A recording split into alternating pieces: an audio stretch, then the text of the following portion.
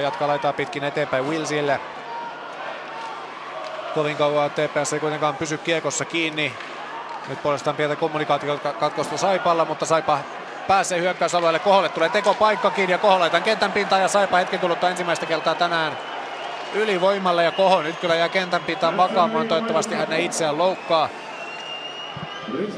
Päähän siinä taisi osuma tulla, vaikka ei se itse tilanne miltään headhuntilta näyttänyt. Toivottavasti Koho on kunnossa.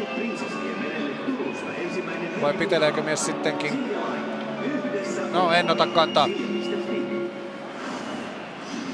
Niko Karhu joka tapauksessa jäähylle.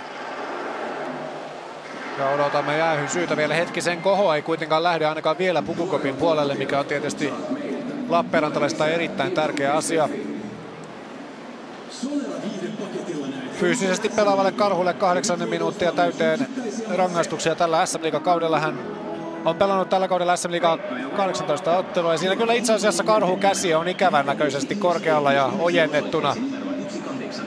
Jo TPS jäähyaition ovi on auki, eli näinköhän Karhu tästä kakkosella edes selviää.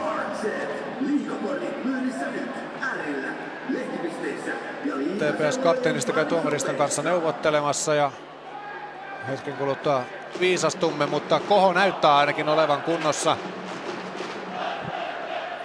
Toivottavasti ei vain näytä, vaan myös on sitä.